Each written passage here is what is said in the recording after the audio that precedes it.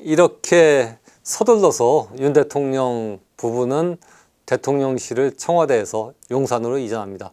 사실 뭐 용산이 풍수지리적으로 길지라는 얘기는 뭐 오래전부터 있어 왔습니다. 바로 뒤에 이제 남산이 있고 그리고 앞에 한강이 있기 때문에 바로 배산 임수가 되는 지역이고 돈이 많이 모이는 곳이다. 한남동에 그래서 이제 부자가 많다는 거거든요. 돈이 많이 모이는 곳이다라는 풍수지리적으로 굉장히 길지다라는 얘기는 오래전부터 있어 왔습니다.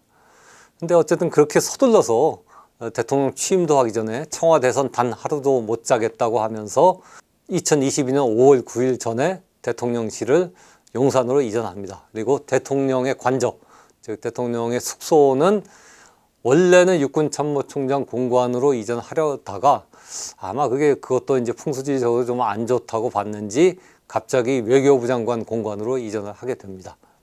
근데 이것이 제가 볼 때는 윤 대통령이 결국 비상계엄이라는 군에 의존하는 결정을 내리는 하나의 중요한 요인이 되고 맙니다.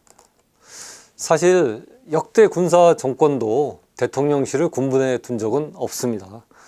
대통령실과 군수뇌부가 한자리에 모여 있으면 그 심리적 영향 때문에 정책 결정에 어쨌든 상당한 영향을 받을 수밖에 없습니다.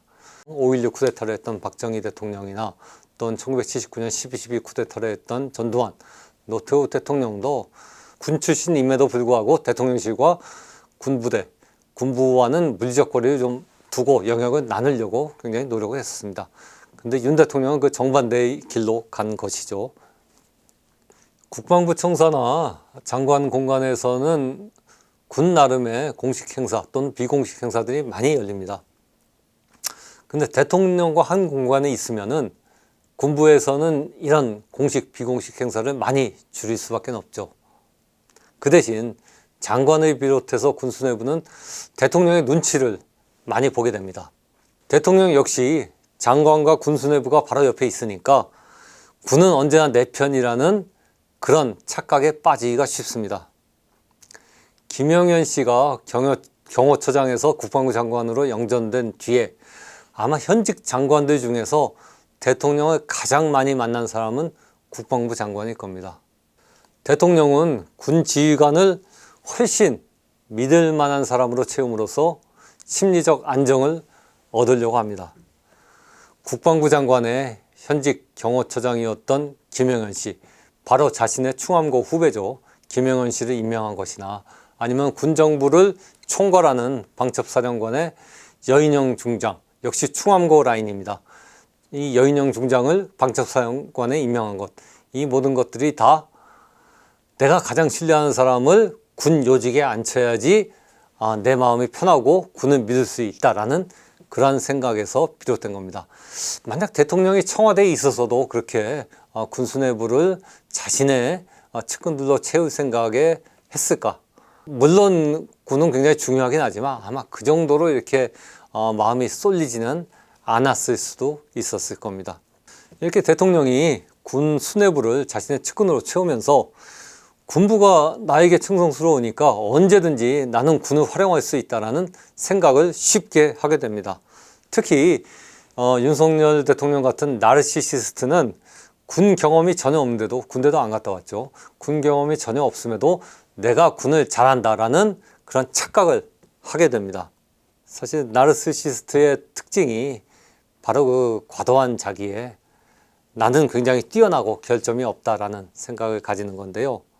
그러니까 이제 비판을 참지 못하고 자신의 칭찬하는 말에 손쉽게 넘어가죠. 윤 대통령이 유튜브에 많이 끌린 것도 아마 이런 속성 때문일 겁니다. 유튜브에는 다 윤 대통령 잘한다, 이렇게 더 해야 된다라고 칭찬하는 얘기만 있으니까 그에 비해서 이른바 레거시 미디어들은 계속 나를 비판만 하니까 레거시 미디어들은 멀리하고 자신의 칭찬하는 유튜브만 보면서 거기에 몰입하게 되는 겁니다. 그리고 어떤 잘못이 생기면 내가 잘못한 게 아니고 저건 야당이 잘못했고 또는 언론이 잘못했고 시민사회가 잘못했기 때문에 저렇게 됐다라는 그러한, 오직 나는 옳고 다른 사람이 틀렸다라는 이제 그런 과도한 자기에 빠지게 되는데, 바로 이런 윤 대통령의 나르시시스트적 특성이 군부와의 관계에서 나타나는 겁니다. 내가 군을 잘 알고 군은 언제든지 내가 활용해도 나를 따를 거다라는 그러한 자신감, 과도한 자신감과 착각에 빠지게 된 겁니다. 사실 문민 대통령들은 김영삼 대통령 이후에 가급적이면 군부와 이렇게 물리적 거리를 두고 군과는 일정한 경계를 세우려고 노력을 했습니다. 근데 윤 대통령은 오히려 다른 정반대의 길로 가게 된 거죠. 만약 그 청와대에 그대로 머물렀어도 비상계엄이라는 군부 의존적인 결정을 내렸을까? 아마 그렇지 않았을 수도 있었을 겁니다. 결국 주술 또는 풍수지리에 따른 것으로 보이는 대통령실의 이전이 오히려 윤석열 부부의 몰락을 가져왔으니까 이것도 어쩌면 윤 대통령 부부의 운명일 수가 있을 겁니다.